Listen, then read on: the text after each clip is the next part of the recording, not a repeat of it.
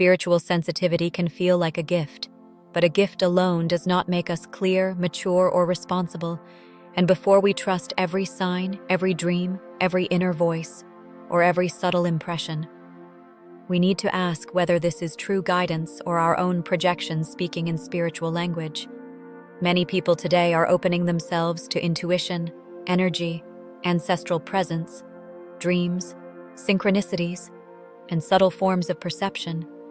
And this openness can be meaningful, but it can also become confusing when it is not supported by emotional honesty, self-knowledge, and inner stability. At Spirit Online, we do not see spirituality as an escape from reality, because a mature spiritual path should make us more awake, more compassionate, more responsible, and more willing to examine what is moving within us before we interpret the world around us. The topic of spiritual gifts is often surrounded by fascination, because people want to know whether they are intuitive, whether they are receiving messages, whether a dream was a sign, or whether a sudden feeling came from something beyond the visible world. These questions are deeply human because they touch our longing to be connected with more than the surface of life. Yet the more powerful a spiritual experience feels, the more important it becomes to approach it with humility, patience, and discernment. Spiritual discernment means the ability to pause before we interpret, and it invites us to ask whether an impression comes from intuition, fear, desire, memory, emotional pain, cultural conditioning, or a genuine moment of deeper perception. This does not make spiritual sensitivity less valuable, because discernment actually makes sensitivity more grounded, while sensitivity without discernment can easily turn into confusion, over-identification, or the belief that every inner movement must carry a spiritual message. One of the greatest risks in spiritual work is projection, because projection happens when we place our own fears, wishes, unresolved emotions, or personal interpretations onto another person, a situation, or a spiritual experience, without recognizing our own involvement. Projection can sound very convincing when it uses spiritual language because a person may say they received guidance, sensed an energy, heard a message, or saw a pattern, while they may actually be interpreting the situation through their own emotional needs. This is why inner maturity matters, because maturity does not mean being perfect, always calm, or free from personal wounds, but it does mean being willing to question ourselves before we speak with certainty about what we believe we have perceived. A mature spiritual person does not need to turn every feeling into a message, because they can sit with uncertainty, allow silence, and admit that not everything they sense is ready to be interpreted, shared, or used as guidance for another person. In intuitive and mediumistic contexts, this becomes especially important, because when another person comes with grief, confusion, hope, or vulnerability, words can have a strong emotional impact, and spiritual impressions should never be treated carelessly. To speak spiritually into someone else's life is a responsibility, because it requires compassion, boundaries, humility, and the awareness that the person receiving guidance is not an object for our interpretation, but a human being with dignity and autonomy. This is also why spiritual guidance should never be used to replace medical, psychological, or professional support, because spiritual perspectives may offer meaning, reflection, or comfort, but they should not be presented as diagnosis, treatment, or guaranteed healing. A responsible approach does not weaken spirituality, because it protects spirituality from becoming inflated, manipulative, or disconnected from the real needs of the person in front of us.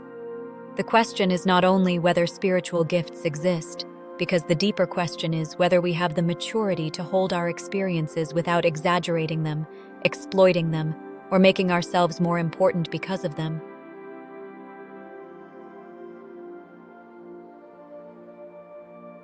Sometimes what we call guidance is actually fear trying to protect us.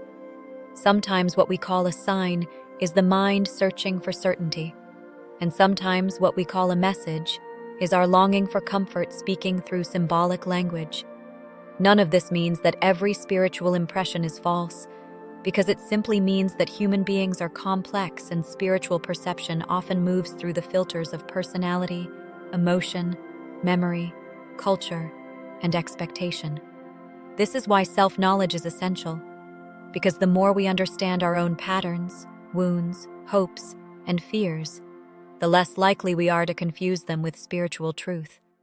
A person who knows their own emotional landscape can recognize when they are triggered, when they are seeking validation, and when they may be reading more into a situation than is actually present.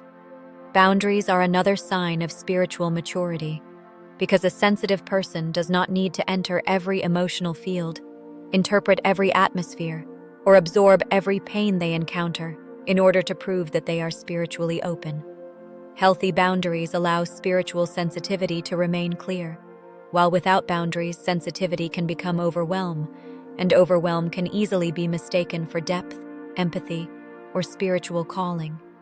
True discernment often feels quieter than excitement, because it does not always arrive as a dramatic revelation, but as a sober inner clarity that remains respectful, patient, and willing to be tested over time. This matters especially in a culture that often rewards intensity, because online spirituality can make people believe that the strongest feeling, the boldest claim, or the most mysterious experience must be the most authentic one. But intensity is not the same as truth, because a powerful emotional reaction can be meaningful, yet it still needs reflection, context, and the humility to ask whether we are seeing clearly. Spiritual authority does not come from dramatic claims, because it grows from integrity, consistency, compassion, lived experience, ethical awareness, and the ability to remain grounded when others are vulnerable. For some people, this may be disappointing, because inner maturity is less spectacular than visions, messages, or signs. Yet maturity is what allows spiritual perception to become service rather than performance. When sensitivity is held with maturity, it becomes less about proving that we are special and more about listening carefully, speaking responsibly, and respecting the mystery without trying to control it. This is where spiritual discernment becomes a form of protection, because it protects the person who perceives from carrying every impression as truth, and it protects others from being shaped by careless interpretations. A simple practice is to pause before making meaning, and instead of immediately saying this is guidance, we can ask what else this could be, what we know for sure, and what we might be adding from our own inner world. A mature spiritual path does not ask us to close our perception, because it asks us to refine it, purify our motives, strengthen our boundaries, and become more honest about the difference between insight and interpretation. Spiritual gifts can be beautiful, but without inner maturity they can mislead us, while with maturity they can become a quiet form of service that helps us listen more deeply, respond more compassionately, and meet the unseen dimensions of life with humility instead of control.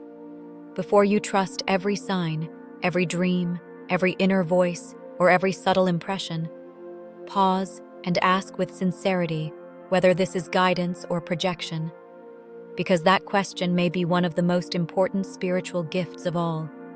At Spirit Online, we explore modern spirituality with depth, clarity, and responsibility, because spiritual growth is not about believing everything, but about becoming more conscious, more honest, and more compassionate in the way we meet ourselves, others, and the unseen dimensions of life. If this reflection was meaningful to you, subscribe to Spirit Online for weekly videos on consciousness, spiritual discernment, inner maturity, and responsible spiritual growth, and share in the comments how you personally distinguish intuition from projection in your own life.